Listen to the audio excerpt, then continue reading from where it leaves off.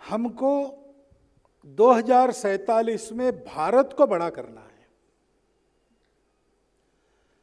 अब अपने आप को बड़ा करना है तो भी बहुत सारे परिश्रम करने पड़ते हैं। यहां तो पूरा देश खड़ा करना है तो क्या क्या करना पड़ेगा। वो जो कहानी है देश को बड़ा करने की, वो हमेशा खून से, पसीने से, आंसुओं से लिखी जाती है। नारे तो उस पर बाद में लगते हैं, पता नहीं उस समय नारे लगे कि नहीं। और इतना तो पता है कि वंदे मातरम के नारे लगे तो अंडमान में जाना पड़ा काले पानी की सजा भुगतने के लिए। नुकसान उठाना पड़ता है। हम अगर ये संकल्प लेना चाहते हैं तो हमको पता है कि इसके पहले 75 वर्ष ही नहीं, जब से पहला आक्रामक वायव्य दिशा की अपनी सरहद लांघ कर इस देश में कदम रखता गया, तब से आज तक इस भारत को भारत रखने के लिए, इस भारत को बड़ा होने के भविष्य का अवसर रखने के लिए कितने ही वीरों के बलिदान हुए हैं। लाख लाख पीढ़ियां लगी जब हमने इस संस्कृति को उपजाया और कोटि कोटि सर चढ़े, तभी इसकी रक्षा संभव हो पाई। जो चाहते हैं मुझे तोड़ लेना वनमाली, देना उस पथ पर फेंक, मातृभूमि पर शीश चढ़ाने जिस पर बढ़ते वीर अनेक। ऐसी उमंग जिनके मन में है उनके लिए ये कार्यक्रम है। हमको ये विचार करना होगा। विजन और एक्शन 2047 की, इस पर भाषण देना आसान है। इस काम को करना है तो बीड़ा उठाना है। कबीरा खड़ा बाजार में लिए लुकाटी हाथ, जो घर फूंके आपनों चले हमारे साथ। कितने ही लोगों ने अपने घर को फूंक दिया, अपने प्राणों की बलि दे दी, हंसते हंसते। कोई पश्चाताप नहीं था। खुदीराम बोस जब फांसी पर चढ़े तो उनकी माताजी थी, सार्वजनिक फांसी हो गई। माताजी भीड़ में खड़ी रहकर देख रही थी। उसकी आंखों में स्वाभाविक आंसू थे। खुदीराम बोस के मन में क्या विचार है, कवि वर्णन करता है। खुदीराम बोस कहते, माता रो मत, अभी जाकर आता हूं, काम अधूरा है। 9 महीने के बाद फिर तुम्हारे ही उधर से जन्म लूंगा और इस काम को पूरा करने के लिए फिर जीवन खपाऊंगा। ये जोश चाहिए जो होश से निकलता है।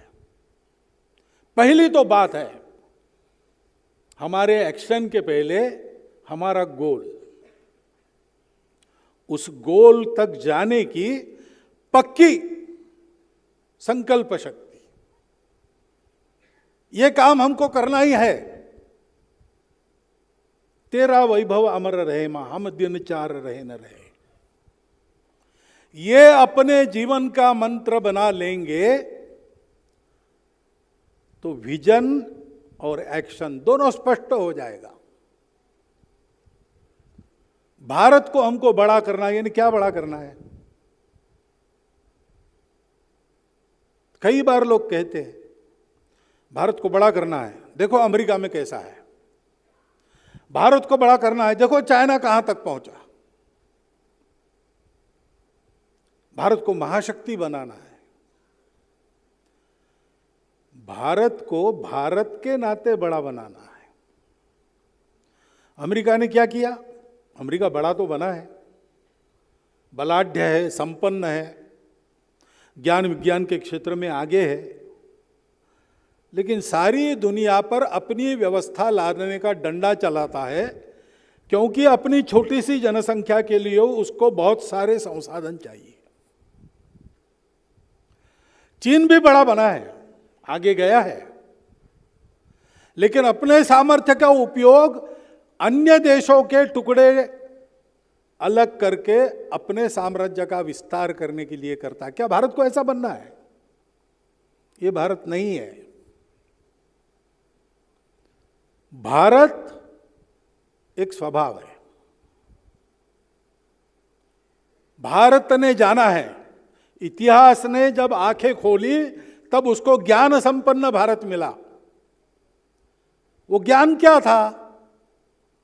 वो ज्ञान है संपूर्ण अस्तित्व की एकता का ज्ञान। अधूरे ज्ञान में आज भी दुनिया भटक रही है। बहुत प्रगति हुई है, बहुत सुविधाएं मिली है, बहुत सारा भौतिक ज्ञान का विस्तार हुआ है, परंतु आज भी कोरोना जैसी बीमारी सारे विश्व को 2 साल के लिए पंगु बना देती है। और उस महाआपदा में सबसे आगे कौन रहता है? सबसे ठीक कौन रहता है? भारत रहता है। क्यों रहता है? क्योंकि अधूरी दृष्टि जो प्रचलित है उसके पास जोड़ने वाले तत्व का ज्ञान नहीं। भारत के प्राचीन पूर्वजों ने वो ज्ञान प्राप्त किया। उन्होंने ये जाना जो आज का प्रगत विज्ञान कहता है, एवरीथिंग इज रिलेटेड। सारा विश्व एक से निपजा है और एक से एक के कारण हम सबका संबंध है। हम दिखते अलग अलग है, बरतते अलग अलग है, खाते पीते अलग अलग है, पूजा अलग अलग करते हैं, सब प्रकार की बातें अलग अलग है। सृष्टि में विविध रंग रूप है, परंतु ये सारे एक स्तर तक भासमान रहते हैं। वास्तविकता, एब्सोल्यूट रियलिटी क्या है? Unity of the existence. उसको देखते हुए सारा व्यवहार करना चाहिए, तो भौतिक जीवन भी सुखी होगा और मृत्यु को लांघकर हम लोग अमर हो जाएंगे। ये अगर मुझे पता है और मैं मानता हूं इस विश्व की एकता को, तो सारे विश्व को ये ज्ञान देने के लिए मेरा जन्म है। इसके प्रकाश में ये जीवन विद्या देने के लिए मेरा जन्म है। एतद् देश प्रसूतस्य सकाशादग्र जन्मनाथ स्वम स्वम चरित्रम शिक्षेरन पृथिव्याम सर्वमानवा। और इसलिए आज भी सृष्टि की इन विविधताओं को आपस के कलह में न उलझाते हुए सबको साथ लेकर कैसे चलना, सबको साथ लेकर आगे कैसे बढ़ना, इसको अगर दुनिया को किसी से सीखना है तो दुनिया कहती कि हम इसको भारत से सीखें। डायवर्सिटी का मैनेजमेंट कैसा करता है? भारत से सीखें। पर्यावरण और विकास साथ में कैसे चल सकते हैं? विकसित भारत की जो अवस्था थी उसको देखिए। काल सुसंगत उसका रूप खड़ा करना पड़ेगा, लेकिन उसको देखिए। सब प्रकार की परस्पर विरोधी दुविधाओं से दुनिया भरी है। दुनिया का यही स्वरूप है, उसमें द्वैत है।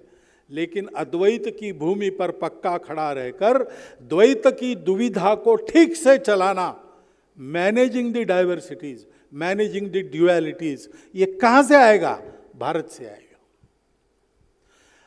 उसको देने वाला भारत हमको खड़ा करना है। भारत का वो रूप है, भारत का वो अर्थ है, भारत का वो भाव है। अपने संविधान की प्रस्तावना में, अपने संविधान के मार्गदर्शक तत्वों में और अपने संविधान में नागरिक अधिकारों के साथ नागरिक कर्तव्य स्पष्टतया उल्लेखित है। इस बात के पीछे भारत का ही वो स्वभाव है। ये आज की बात नहीं है। भारत कोई दुनिया के पटल पर आज जन्मा हुआ देश नहीं है। अंग्रेजों ने जिसको एक किया ऐसा देश नहीं है। आक्रामकों के कारण जिसमें एकता आई ऐसा देश नहीं है।